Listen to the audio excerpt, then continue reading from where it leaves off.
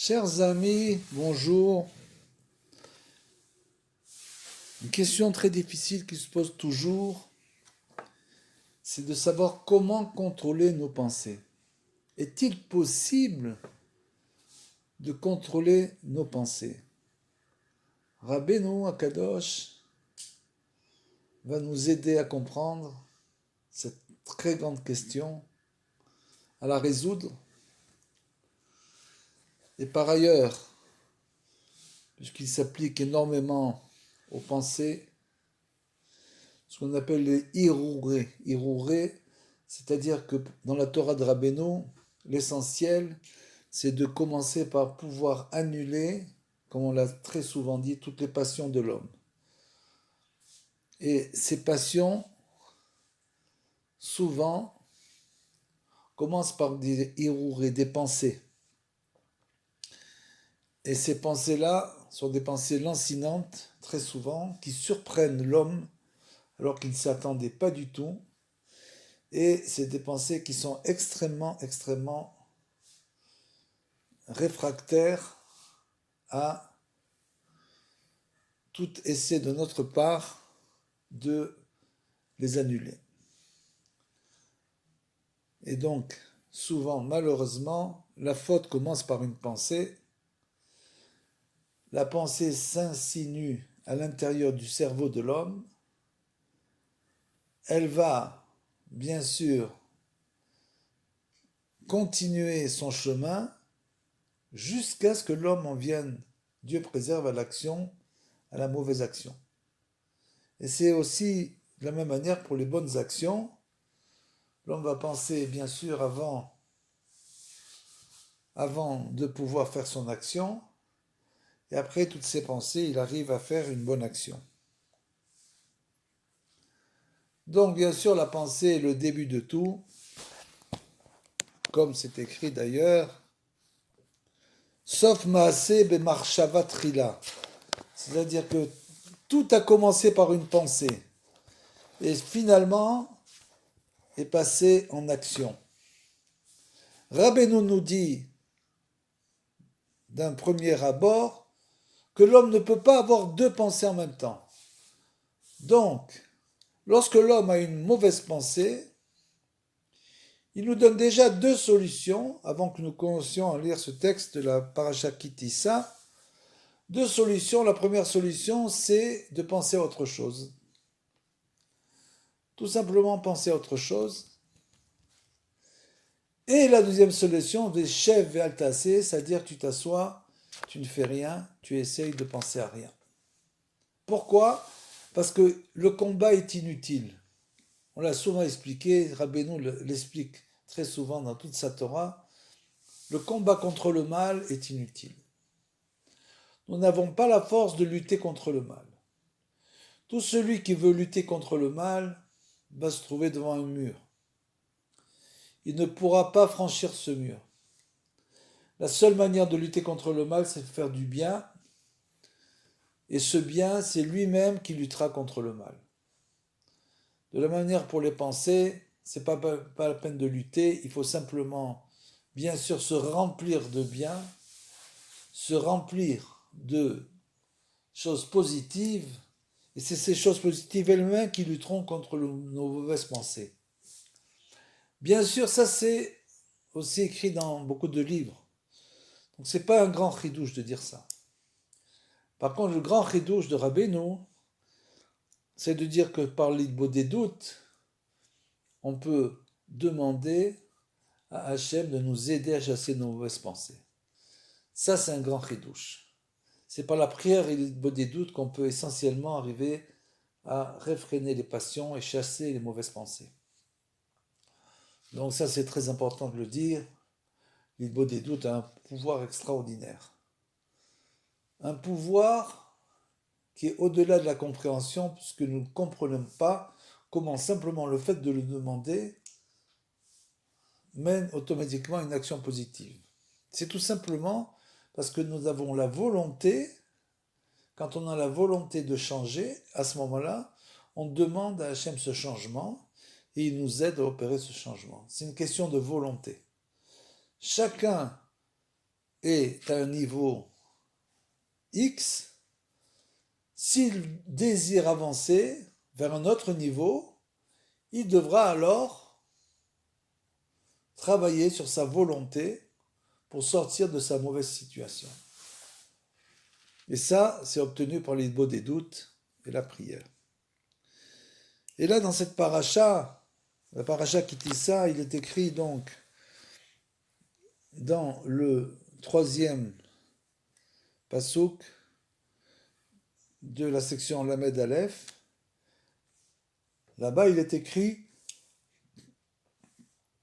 je commence par le 2e pasouk, vois, l'Éternel parla donc à Moshe en ces termes, vois, j'ai désigné nommément Betsalel, fils de Uri, fils de Our, de la tribu de Yehuda. Je le remplis d'une inspiration divine, c'est une première chose, de sagesse, deuxième chose, d'intelligence et de connaissance, troisième chose, et d'aptitude pour tous les arts.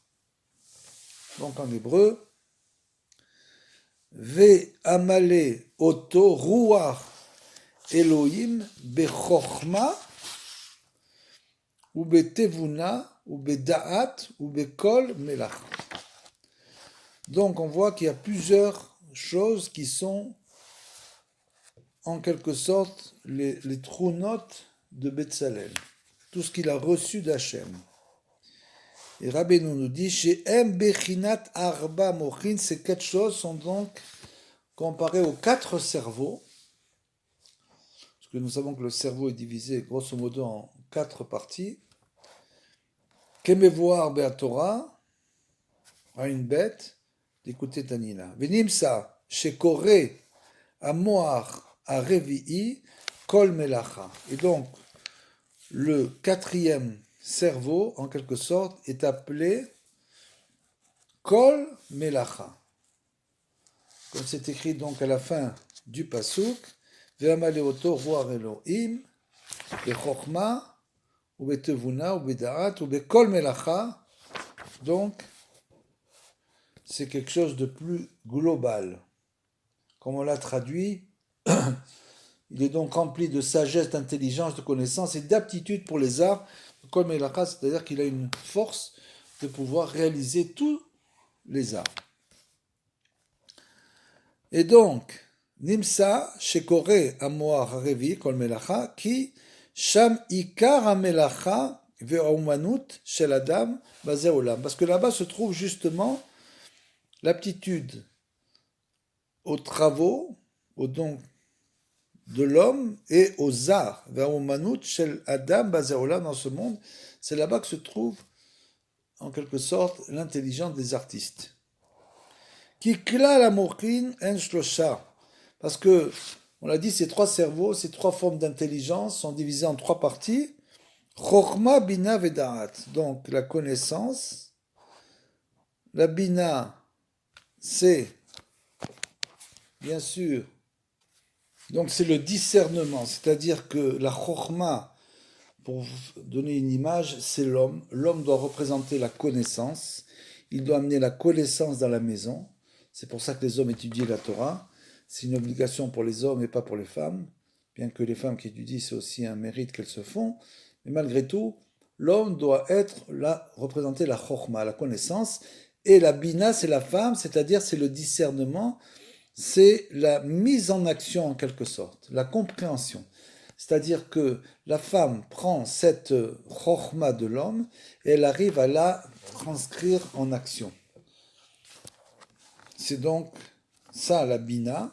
C'est pour ça qu'on a parlé aussi, la différence entre toutes les Torot, tout ce qui était écrit par les grands sages, en majeure partie, jusqu'à maintenant, c'était toujours de la chokhma, c'est-à-dire de la connaissance. Tu étudies ce que tu étudies, que ce soit la Gemara, que ce soit les écrits plus profonds, le Zohar, ce que tu veux, à ce moment-là, c'est une forme de connaissance qui a chacun à son niveau selon les 4 sections du Pardes, c'est-à-dire le Pshat, le Remez, le Drash et le Sod.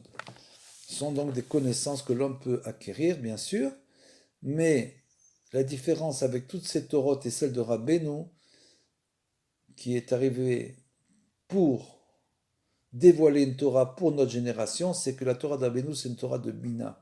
C'est-à-dire, c'est une Torah qui présente essentiellement des conseils. C'est une Torah de conseils. Le conseil, c'est la Bina. Donc, quand on va voir un conseiller, on ne va pas le voir pour acquérir une forme de connaissance. On va pour qu'il nous donne un conseil pour une chose particulière. De la même manière, la Torah d'Abenu, c'est une Torah de conseils. C'est pour ça qu'il y a l'écouté Etzot. L'écouté Etzot de conseils qui ont été tirés de toute la Torah de Rabbeinu.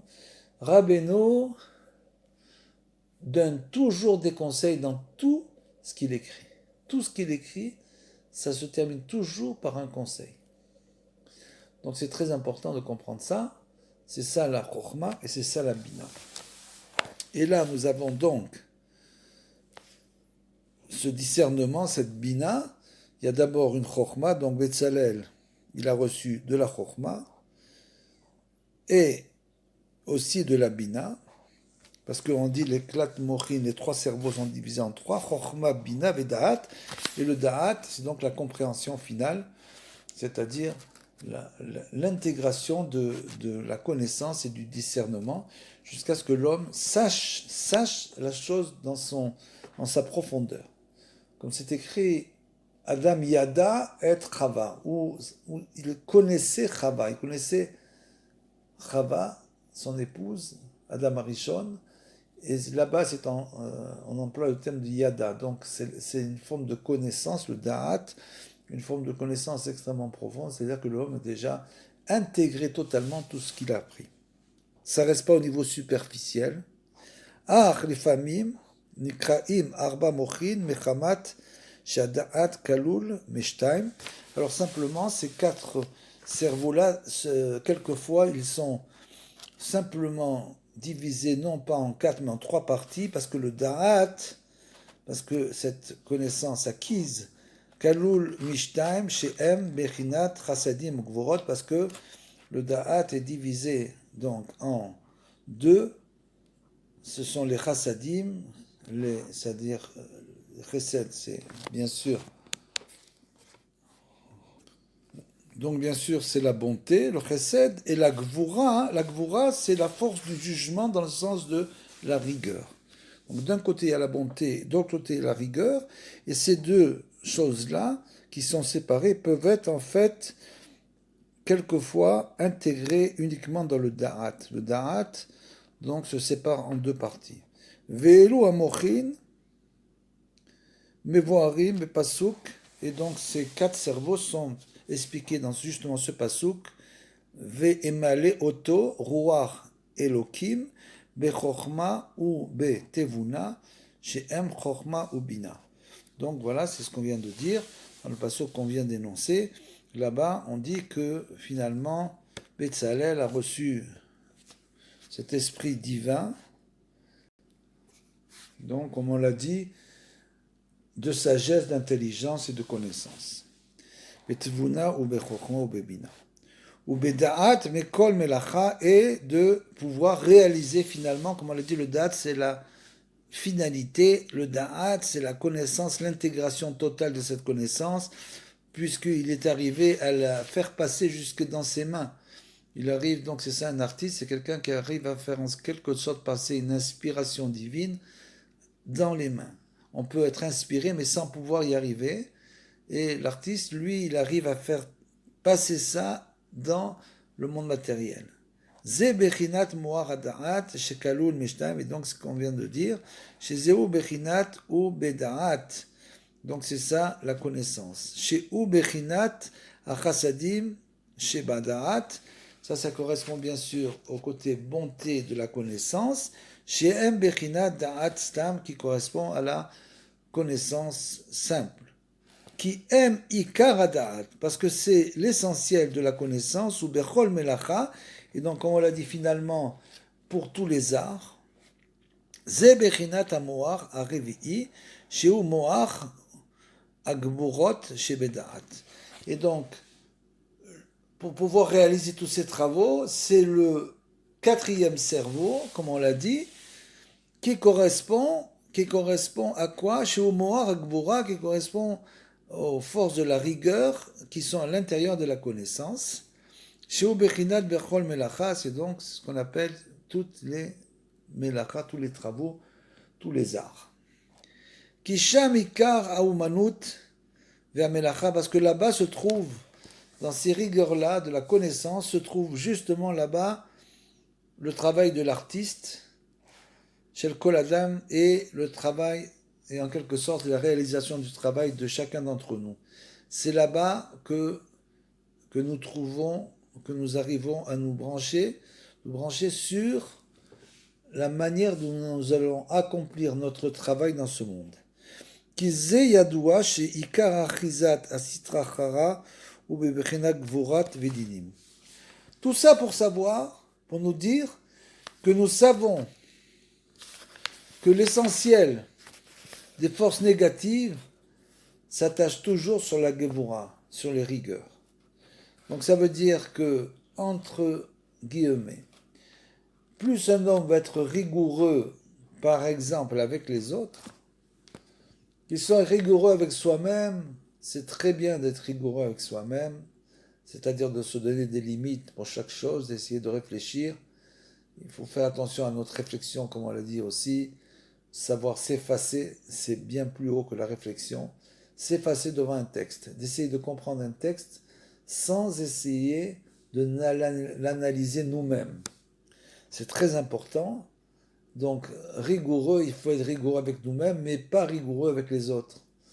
C'est ça ce qu'on appelle le Bal Chesed. Celui qui est un homme de bonté, c'est quelqu'un qui n'est pas rigoureux avec les hommes et qui veut même aider les gens qui justement ne sont pas arrivés à ce qu'ils voudraient être. Alors il va les aider, et ça c'est un Bal Chesed. Donc celui-là, il est branché sur la bonté, et la bonté, bien sûr, c'est l'Ensof Baruch Hu. Ce sont les midot qui n'ont pas de limite. Par contre, dès l'instant où il y a une limite, dès l'instant où on donne des limites, les limites, ce qu'on appelle la rigueur, cette rigueur-là est souvent le fruit des forces négatives. Pourquoi? Parce qu'il faut savoir nous limiter nous-mêmes, ça c'est important. Bien sûr, il faut aussi donner des limites. C'est tout un art d'arriver à donner des limites aux enfants. Ça aussi, c'est une chose extrêmement difficile parce que si on leur donne trop de limites, ça va les frustrer. Si on les laisse sans aucune limite, c'est pas bon non plus. Donc il faut savoir trouver le juste milieu. Il faut aussi prier beaucoup pour trouver le juste milieu pour éduquer les enfants. Mais en général, la gevura, c'est-à-dire que la rigueur, est le fruit souvent donc de ce qui donne les limites dans ce monde, et c'est le fruit des forces négatives. Ve'alken sham bechinat moach a gvura, et donc c'est là-bas qu'on trouve le cerveau de la rigueur. Sham nechezim marchavot. C'est là-bas que se trouvent les pensées. Les pensées se trouvent donc dans le cerveau, le quatrième cerveau, qui correspond à la rigueur. C'est donc la rigueur des pensées. Marchavot Zarot, toutes les pensées étrangères qui viennent assaillir l'homme du matin au soir. Chez la Sitra Hara, des forces négatives. Chez Shamikar Aberour, c'est là-bas qu'on doit faire le tri. On doit faire le tri, bien sûr. C'est là où ce qu'on vient de dire, ce qu'on vient d'expliquer, c'est là où on peut le comprendre. C'est-à-dire que si on est rigoureux avec soi-même, alors à ce moment-là, bien sûr, les pensées auront moins de prise sur nous, ça c'est clair. Donc, il faut être quand même rigoureux avec soi-même de manière positive. Shesham Ikar Aberour, et là-bas on doit faire le tri. Shesham Ikar A Milchama. C'est là-bas que se trouve toute la guerre de l'homme. Si l'homme ne comprend pas que la guerre est une guerre des pensées, à ce moment-là, il va tomber très facilement. Tout commence, comme on l'a dit, par la pensée. On doit arriver à maîtriser nos pensées. Alors vous allez me dire, c'est extrêmement difficile. Comment je fais pour maîtriser nos pensées? Alors on en a parlé. Il faut simplement commencer à prier là-dessus. Il faut prier. Mais si tu t'imagines que tu as prié pendant 6 mois, pendant 1 an sur tes pensées et que tu as gagné la guerre, là tu te trompes. C'est une guerre qui existe depuis le moment où l'homme a une certaine forme de connaissance jusqu'au dernier soupir. C'est-à-dire que, étant donné que le Yetzer Hara, comme on l'a dit, se renouvelle en permanence, il va donc renouveler, chercher toujours à renouveler ses mauvaises pensées d'une autre manière. Et donc, le seul moyen, c'est de travailler, de faire des doutes et prier là-dessus tous les jours. Il faut tous les jours prier, même si ce ne serait-ce qu'un petit moment, prier pour que Hachem annule, comme on l'a dit, nos ta'avot, nos passions, les passions, on l'a dit, les trois passions essentielles, qui sont les passions pour la chair, bien sûr, avec le tikkun abrit, et ça, c'est ce qu'on appelle les hiruré znut. Donc, il faut absolument chasser ce genre de pensée qui assaille tout le monde. Après, puisque c'est bien sûr le travail du mauvais penchant, le mauvais penchant, il veut nous pousser à faire le bien. Donc, il veut chaque fois qu'il y a à l'intérieur de nous une faille, il vient s'insinuer dans la faille. Jusqu'à ce que nous comblions cette faille, après il va y avoir une autre faille, il va s'insinuer dans l'autre, etc., sans fin. Donc ça, et après il y a les ta'avot mammon, le désir, la cupidité, et ça aussi c'est pareil, c'est hiruré mammon, c'est-à-dire que l'homme qui pense toute la journée, qu'est-ce qu'il va faire avec son argent quand il sera riche, comment il va dépenser son argent. Pour l'instant, il n'en a pas encore beaucoup, mais même ce qu'il a, il est en train de réfléchir sans arrêt, comme ces gens qui sont à la bourse toute la journée, et ils ont toute la journée en train de regarder la bourse, si ça montait, ça descend, ça montait, ça descend, et c'est comme ça que l'homme arrive à devenir complètement fou, ça c'est clair. Parce que c'est, comme dit Rabbeinu, c'est de l'avodazara. Bien que la première passion dont on a parlé correspond au tikkun abrit, sont des passions extrêmement puissantes.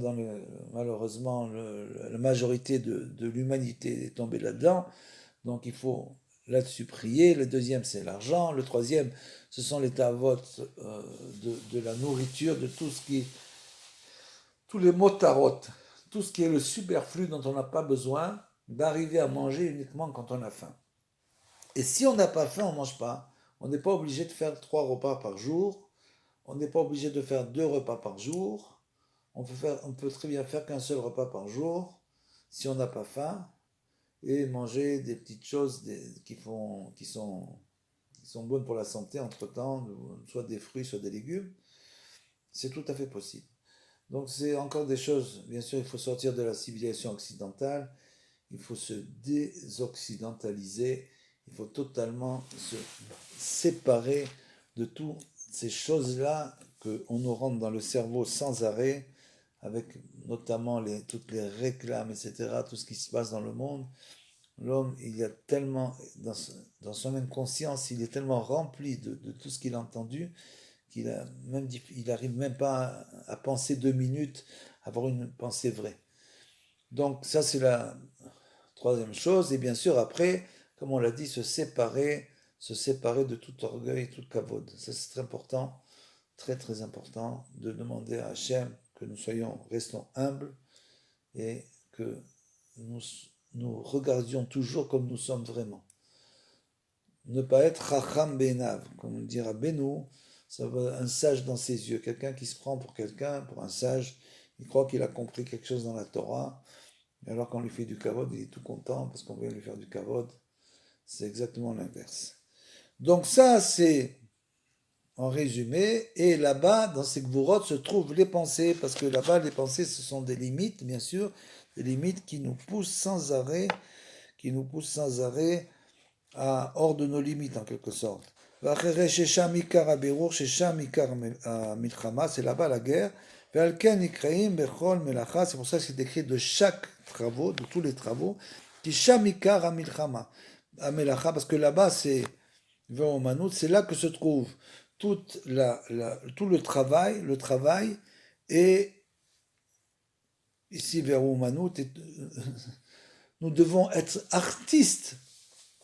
Nous devons être un artiste pour pouvoir arriver à chasser nos pensées. C'est ça que veut dire Abénou. C'est-à-dire que là-bas, il faut une grande humanoute. Il faut du grand professionnalisme pour arriver à chasser ses pensées. C'est pas en 5 minutes. C'est pas en 5 minutes, comme on l'a dit. Il faut s'aider, bien sûr, à la prière avec des doutes, mais il faut comprendre aussi tout ce mécanisme.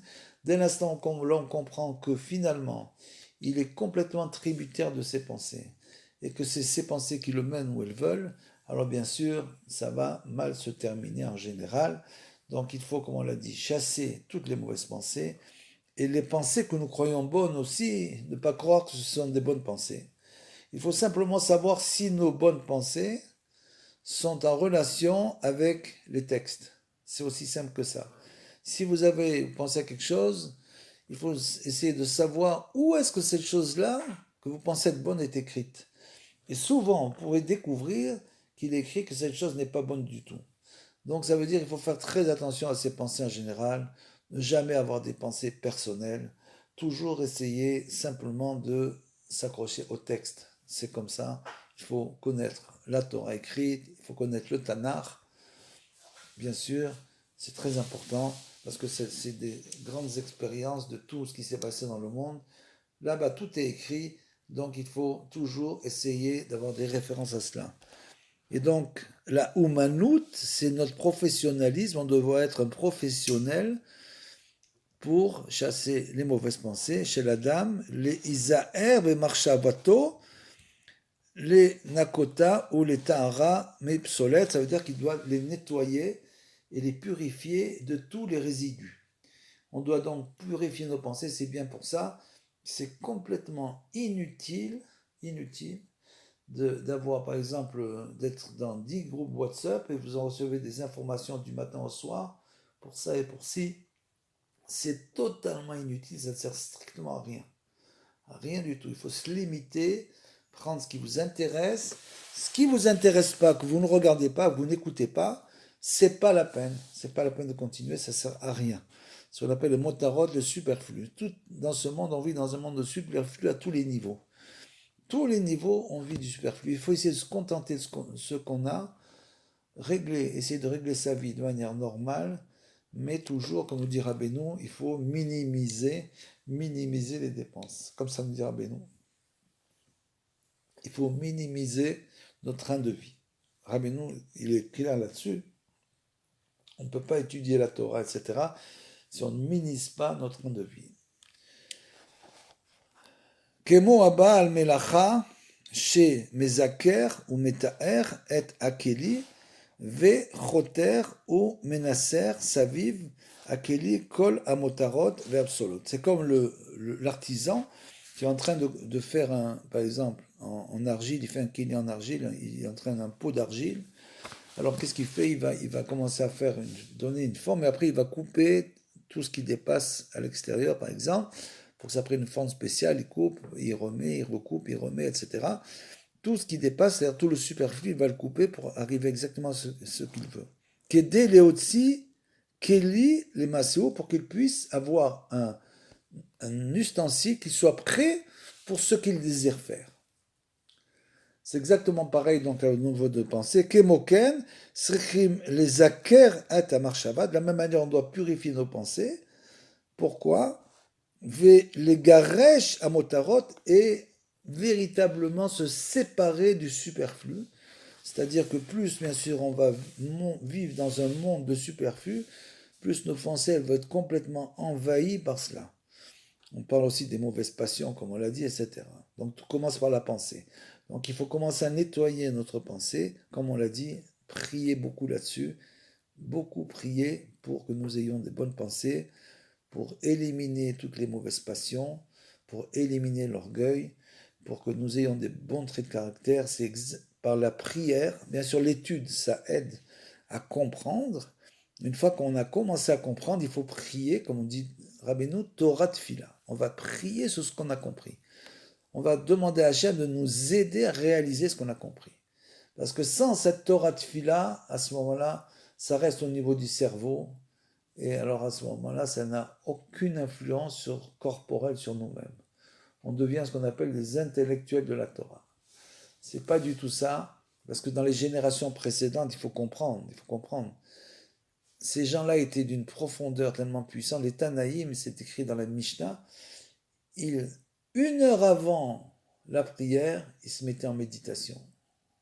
Ils se mettaient une heure avant la prière en méditation, et quand ils arrivaient à la prière, ils étaient en liaison totale avec le Créateur, c'est-à-dire que leur cerveau et leur cœur était en symbiose, et tout ça était en relation avec bien sûr, il n'y a même plus de pensée, c'est une unité totale. Ils étaient, et même dans les générations précédentes, c'était encore des grands chassidim qui étaient à un niveau très élevé. Mais étant donné que dans cette génération, on est dans la génération du Pérou total, c'est-à-dire que nous sommes complètement séparés de la divinité. Nous sommes d'un côté très près, puisque on arrive à la Géoula, notre âme en quelque sorte, comme j'ai lu, notre âme est près de la divinité, puisque on arrive à la finalité du monde, mais notre corps est extrêmement loin du fait de cette,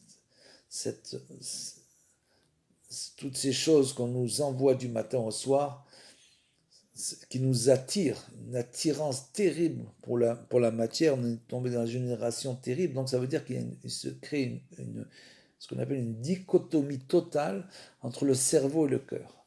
C'est-à-dire le cœur est criblé de passion, toute la journée il veut ce qu'il veut, et même si l'homme va étudier, à ce moment-là, son étude ne restera qu'au niveau du cerveau, il va continuer avec ses passions tout en étudiant. Donc c'est une dichotomie totale, une schizophrénie, on pourrait dire, schizophrénie de la vie, alors que Rabbeinu nous demande au contraire de relier le cerveau au cœur. Il nous dit c'est pas la peine d'étudier du matin au soir des choses que tu vas pas comprendre. Étudie simplement petit à petit des choses que tu comprends bien. Chaque jour, tu essaies de rajouter un tout petit peu, mais ces choses-là que tu as compris, pour les intégrer, il faut les passer en prière pour qu'elles passent dans le cœur. Parce qu'on a perdu la liaison entre le cerveau et le cœur. On l'a perdu totalement dans notre génération. Du fait de notre niveau, bien sûr. Donc c'est tout ça, c'est comme ça qu'on doit éliminer d'abord tout le superflu, le garesh à motarot, obsolète, et donc les détritus, chez Bamarshava, Kedeshiye, Keli, Mouchan, pour que notre pensée soit un récipient prêt, les kabel nefesh, ruach, veneshama, de kedusha, pour qu'il puisse recevoir donc les différents niveaux de l'âme de la sainteté. Donc ça doit passer, tout doit passer automatiquement par la pensée. C'est là-bas que ça se passe. Tout ce qu'on fait dans ce monde, Torah Tfila, c'est pas au niveau de la Torah simplement, c'est au niveau de tout ce qui se passe dans notre vie, dans notre journée, dans nos relations aux autres. Il faut toujours passer ça en prière. Hachem, aide-moi à faire ci, aide-moi quand je vais dans un endroit, aide-moi à ne pas faire d'erreur, ne pas dire ce que je ne devrais pas dire, etc., etc. Il faut penser sans arrêt à prier pour tout. Kemo chez Mevakshim alze bekamat filot. Et comme voilà, Rabbeinu nous dit, comme ça, on est obligé de le demander sans arrêt avec des prières. Ze bechinat kol melachat maase bereshit. Et tout ça, ça correspond à donc la création du monde. Shayu sheshet yeme amase, qui était divisé en 6 jours de la création, bien sûr. Vechen kol amelachot she Adam ose bechol yom misheshet yeme amase, de la même manière que le travail que l'homme va faire pendant les 6 jours de la création.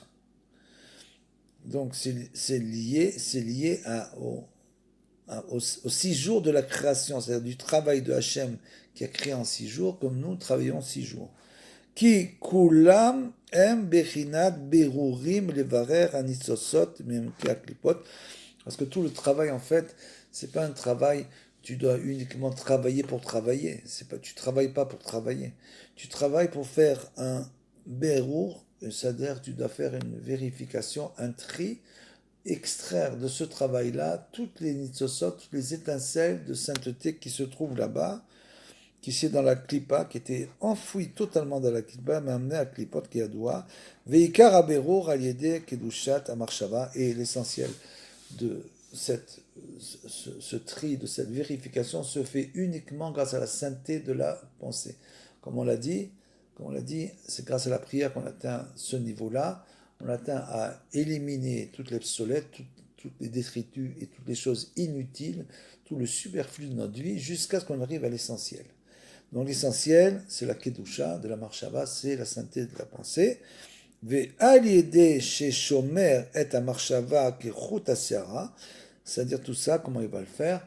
En gardant sa pensée sur le fil du cheveu. C'est-à-dire que tu ne laisses même pas un cheveu rentrer de mauvaises pensées à l'intérieur de ton cerveau. Comment?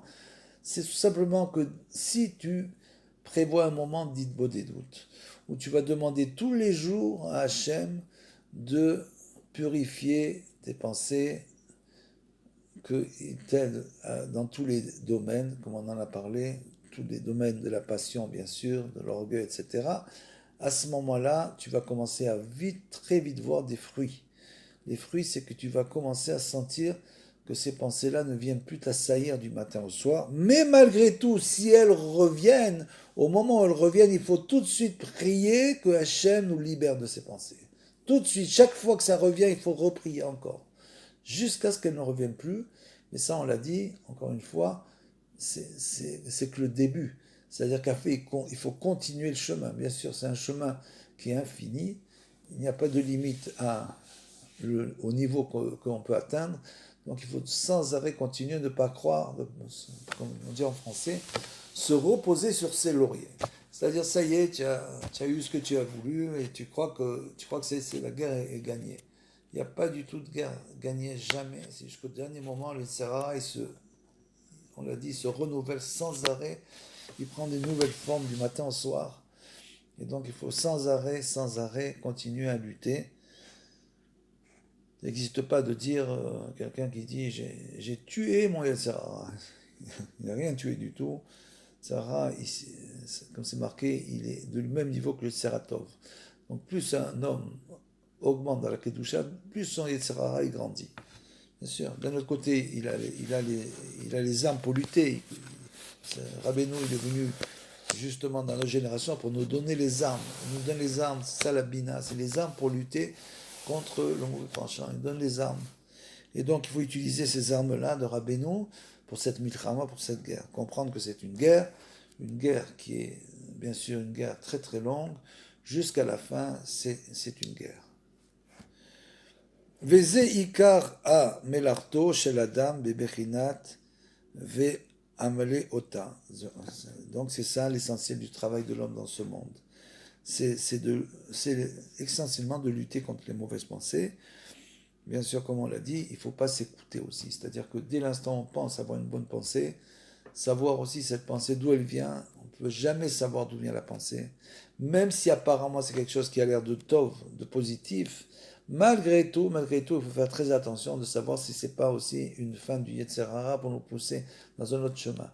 Donc il faut savoir toujours se méfier de ces pensées, et c'est pour cela que on étudie l'écouter Etzot, toute la Torah de conseil de Rabbeinu. Donc chaque fois que tu as une question que tu te poses, tu ouvres l'écouter Etzot. Là-bas, il y a les Etzot qui sont séparés en compartiments. Là-bas, tu trouveras exactement la réponse à ta question.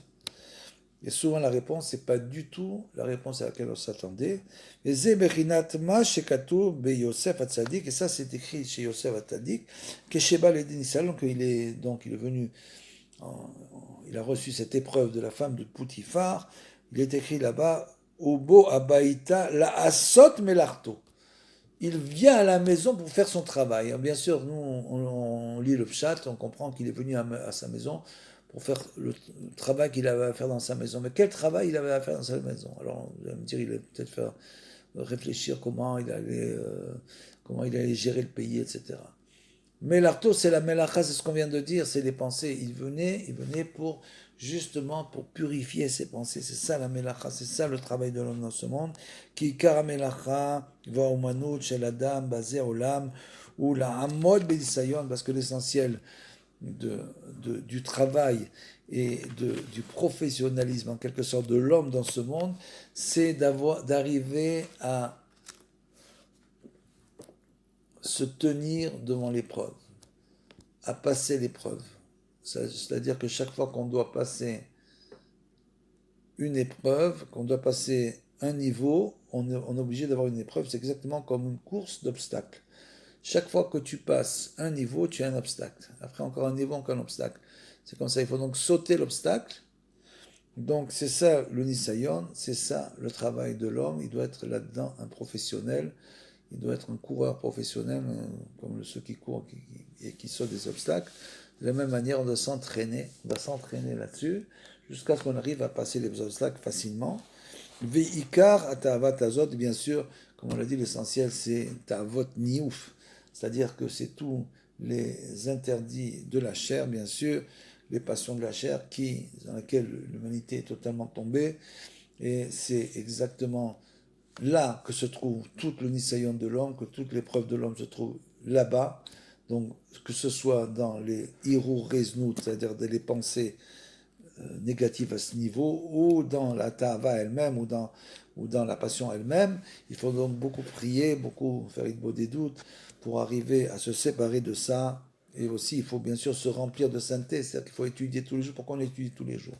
Parce que si on se remplit de sainteté, on essaye de se remplir pas de bêtises, de futilité, de choses qui ne servent à rien du tout, comme c'est aujourd'hui, tout ce qu'il y a, on pourrait passer la journée entière à faire des jeux, des machins, écouter des chansons. Et voilà. Donc, il faut, il faut essayer de comprendre, de se mettre dans le changer de voie. Changer de voie. On l'a vu quand il y a des événements malheureusement tragiques qui se passent, alors l'homme a une très forte prise de conscience, parce que souvent c'est quand il a le cœur brisé, c'est ça. Quand l'homme a le cœur brisé, à ce moment-là, il est en prise de conscience, comme on l'a vu dans les événements tragiques qui sont passés en Israël, malheureusement. On a vu des photos de dizaines de jeunes qui ont jeté leur jean avec des trous, leurs perce-oreilles et tout ce que vous voulez. Ils ont toutes ces choses-là, ce qui ne correspond à rien. On tout jeté, on fait tchouva, des choses incroyables. Pourquoi? Parce que c'est une grande prise de conscience. Alors que nous n'ayons pas besoin justement de choses difficiles pour prendre conscience que nous sommes juifs, que notre mission dans le monde, c'est de représenter Hachem dans le monde, d'attirer Hachem dans ce monde-ci. Quand on fait la Torah, la mitzvot et les bonnes pensées, alors à ce moment-là, on attire, on fait descendre la Shekhinah, c'est-à-dire Shochen, c'est celui qui descend, il est là, il est avec nous, que Hachem descend. Plus on va faire donc se rapprocher de la Torah, des mitzvot, des bonnes actions, des bonnes pensées, plus on va faire descendre Hachem dans ce monde. Et donc c'est ça le but du juif. C'est jusqu'à ce que le Mashiach vienne. Notre travail, c'est donc de faire descendre, comme je l'ai entendu dans un cours il n'y a pas longtemps, du Rav Ifrar, il dit qu'il parlait de Chatzot, le tikkun de Chatzot, la réparation de minuit. Il disait c'est la plus grande réparation qui est possible. Pourquoi? Parce que ce moment-là de minuit, c'est juste après la minuit, quand les forces positives se renouvellent. Puisque c'est connu dans le Zohar qu'à partir de la tombée de la nuit jusqu'à minuit, c'est le moment des forces négatives. Donc souvent, il faut, là-bas on dit, il y en a certains qui disent, c'est pas le moment, si tu as un autre moment pour le faire, mais c'était pas le moment d'étudier la Torah, etc., parce que c'est un moment où il vaut mieux dormir, manger, se reposer, dormir, et alors se lever à la minuit. Et il disait qu'à la minuit, justement, quand les forces nouvelles, c'est là justement que quand quelqu'un fait le tikkun rasot, il attire la shrina véritablement dans ce monde. Parce que c'est un moment extraordinaire où justement les gens dorment, et donc celui qui arrive à se lever, c'est jusqu'à Mundashachar, jusqu'à l'aube, il peut faire le tikkun rasot, et là il va tirer la présence divine dans ce monde de manière extraordinaire. Donc toutes ces réparations-là sont des réparations qu'on fait avec l'étude de la Torah, la prière, le bon des doutes, pour attirer Hachem dans ce monde, pas que seulement dans notre vie, mais pour faire rayonner la présence divine dans le monde, et c'est ça notre travail. Et les bonnes pensées sont bien sûr le canal par lequel va passer toutes ces choses-là positives. Le canal par lequel ces choses-là vont passer, ce sont les bonnes pensées, bien sûr. Donc se séparer de toutes ces mauvaises pensées, et, comme on le dit, le nisayon, ve'ikar tavatazot, et l'essentiel de se détacher de toutes ces passions négatives, et les passions de la chair notamment, ve'ikar aliede shmirat amarshava, kechut asara, comme on l'a expliqué, tout cela peut être réalisé grâce au fait que nous gardions nos pensées comme le fil du cheveu, c'est-à-dire véritablement ne jamais laisser des mauvaises pensées nous envahir et lutter sans arrêt, jusqu'à ce qu'on arrive Bezrat Hashem, à devenir entièrement positif, Bekolpam, et chaque fois, bien sûr, comme on dit Rabbeinu, Kolpam, c'est-à-dire que ça revient sans arrêt. Et il faut donc lutter sans arrêt, Bezrat Hashem, qu'Hashem nous donne le corps de faire tout cela.